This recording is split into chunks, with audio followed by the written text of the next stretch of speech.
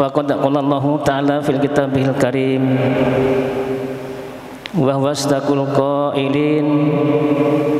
A'udzu billahi minasyaitonir rajim. Wa ma 'indakum yanfadu wa ma 'indallahi baq.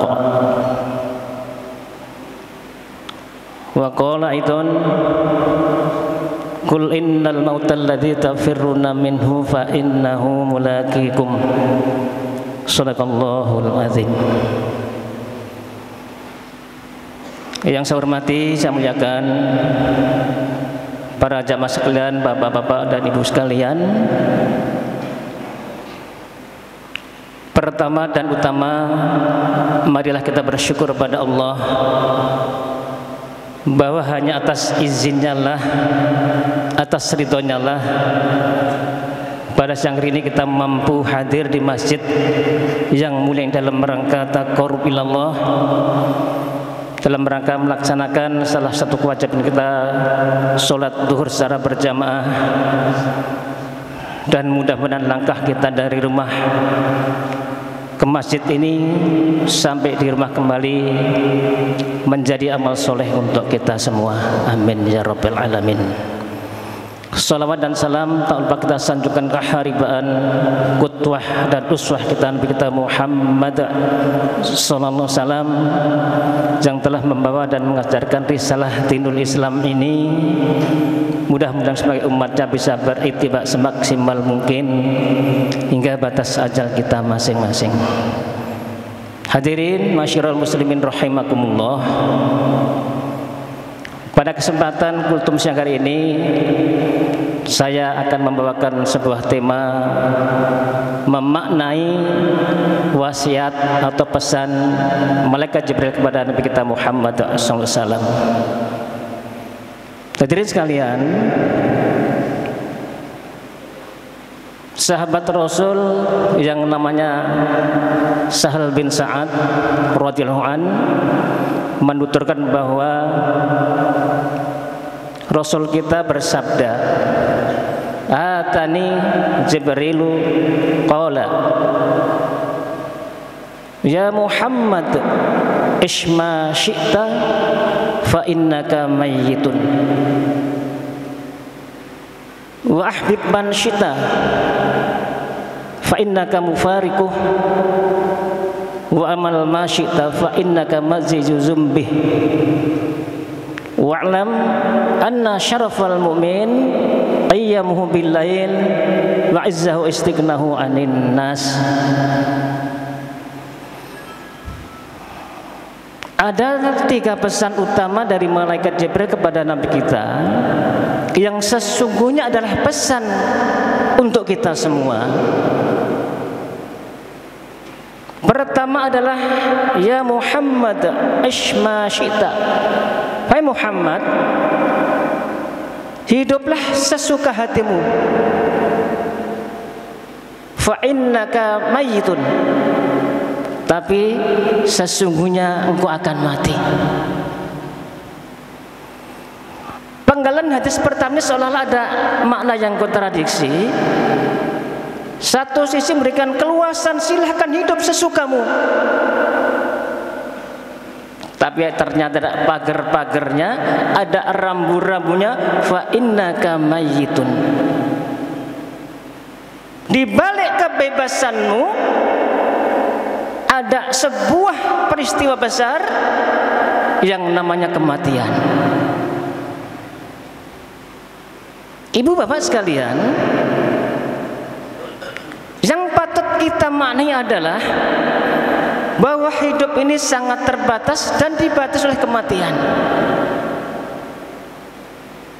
Lantas yang terpenting adalah bagi kita, apakah bekal kita sudah cukup ketika Allah memanggil kita, ketika ma'al maut menjumpai kita, apakah kita sudah cukup bekal? Ini pertanyaan kuncinya. Sebab apa? Sebab yang namanya al-maut, yang mana kematian, Allah juga memberikan petunjuk pada kita Mari kita baca dalam surah 62 ayat 8. Qul innal mautal ladzi tafirruna minhu fa innahu mulaqikum. Katakanlah, sesungguhnya kematian yang kamu lari daripadanya. Walaupun kita lari, walaupun kita takut, walaupun kita menghindar, walaupun kita bersembunyi, fa innahu mulaqikum. Sesungguhnya kematian itu akan menjumpaimu. Artinya pasti terjadi, tidak bisa dimajukan dan juga tidak bisa tunda. Hadirin sekalian, ketika kematian terjadi, Rasul juga memberikan petunjuk pada kita dalam sebuah hadis yang sangat sahih riwayat Bukhari Muslim. Yatba'u al-mayyita thalathah. Yang mengikuti kematian, yang mengikuti mayit itu ada 3 perkara. Ahluhu wa maluhu wa amaluhu. Yang mengikuti mayit ada 3 perkara. Pertama adalah keluarganya, yang kedua hartanya, dan yang ketiga adalah amal solehnya. Sambungan hadisnya, fayarji'u itsnan wa yabqa wahid. Dari 3 perkara ini yang 2 kembali lagi dan yang 1 kekal mendampingi mengikuti si mayit.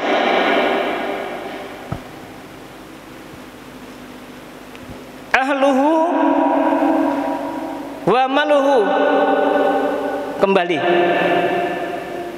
Yarji'u ahluhu wa amaluhu. Yarji'u ahluhu wa amwaluhu.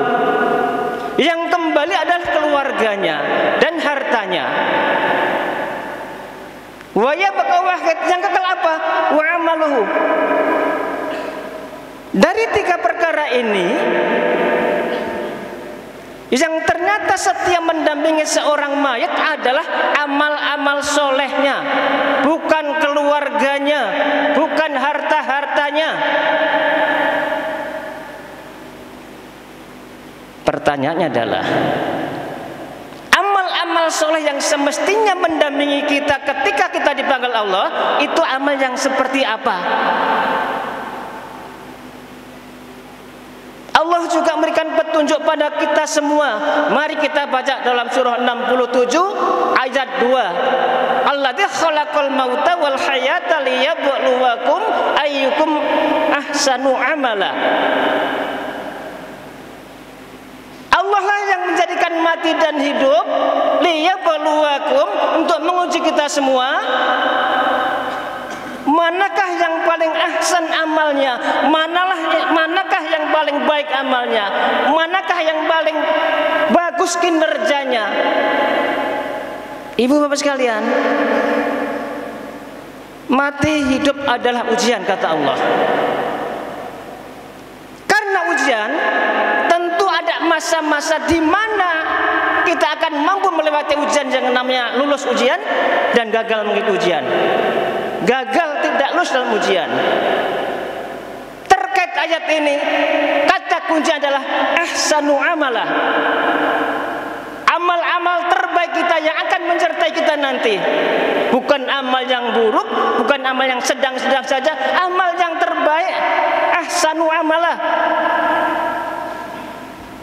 Bagi kita yang masih aktif bekerja, mari kita persembahkan kinerja terbaik kita, do the best, performance yang terbaik kita, performance yang excellent. Apapun profesi kita, mari kita persembahkan pada Allah kinerja terbaik kita, amal terbaik kita. Itu yang pertama. Yang kedua, wa ahbib masyita fa innaka mufariquh, dan cintailah apa saja yang engkau cintai, tapi ketahuilah bahwa engkau akan berpisah dengannya. Ibu bapak sekalian, kita punya harta tentu kita cintai, Kita punya keluarga, punya istri, punya anak, punya cucu, tentu kita cintai. Kita punya jabatan, kita cintai.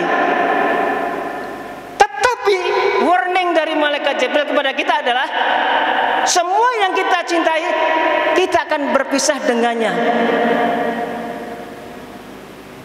Dalam hal ini Allah juga memberikan petunjuk pada kita dalam surah yang bisa kita baca. Pertama mari kita baca dalam surah 16 ayat 96. A'udzubillahi minasyaitonir rajim. Ma yanfadu 'indakum wa ma 'indallahi baqa. Apa saja yang di sekelilingmu, apa saja yang di sekitarmu akan binasa, kata Allah. Wa ma 'indallahi baqa. Hanya yang di sisi Allah lah yang akan kekal abadi. Yang kekal adalah untuk kita, amal-amal soleh kita.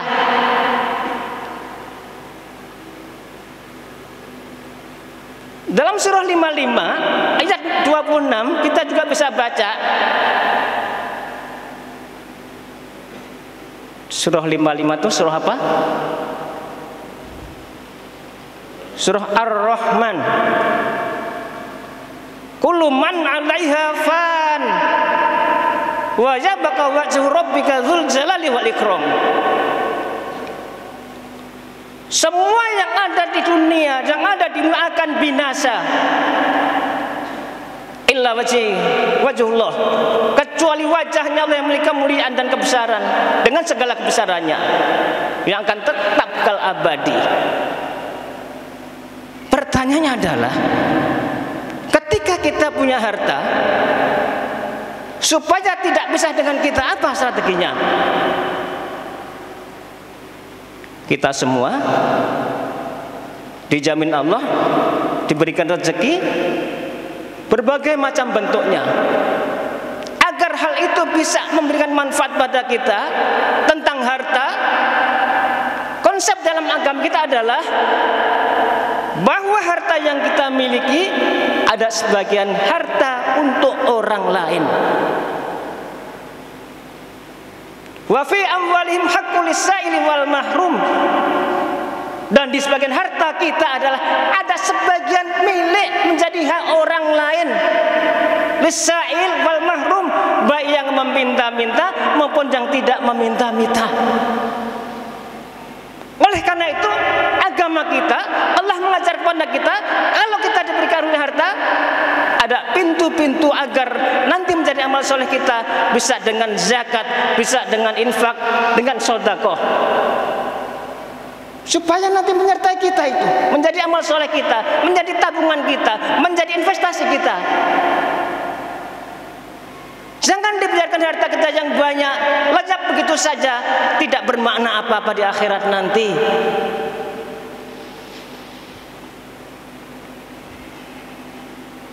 Dan yang ketiga pesannya adalah wa ma syi'ta fa innaka majazizum bih. Dan lakukanlah apapun sesuka hatimu, kerjakan apapun sesuka hatimu, tapi semua itu akan dimintai pertanggungjawaban, akan ada balasan dari Allah. Tidak lepas begitu saja. Ibu bapak sekalian, Allah mengajarkan kepada kita, kalau kita berbuat kebaikan, Allah memberikan ganjaran minimal 10 kali lipat. Kalau kita berbuat kejahatan, keburukan, Allah membalas semisal, seumpama, seberat yang kita lakukan. Pertanyaannya, sebagai orang yang beriman, ada dua alternatif, kita pilih yang mana?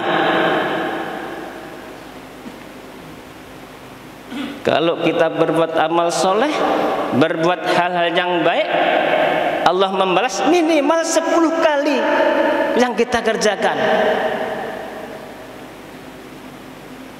Dalam surah 2 ayat 261 Allah mengajarkan pada kita, apabila kita menginfakkan harta kita di jalan Allah, Allah memberi balasan 700 kali.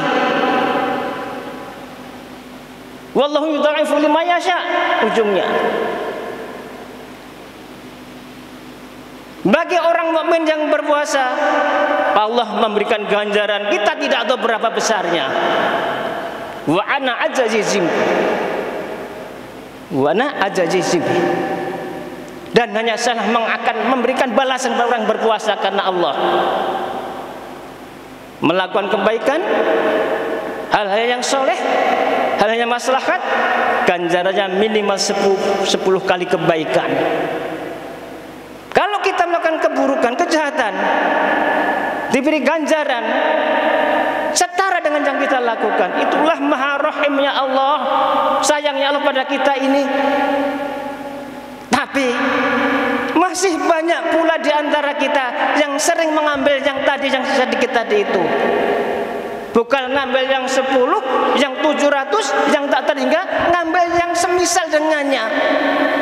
Artinya memilih kejahatan yang kita pilih.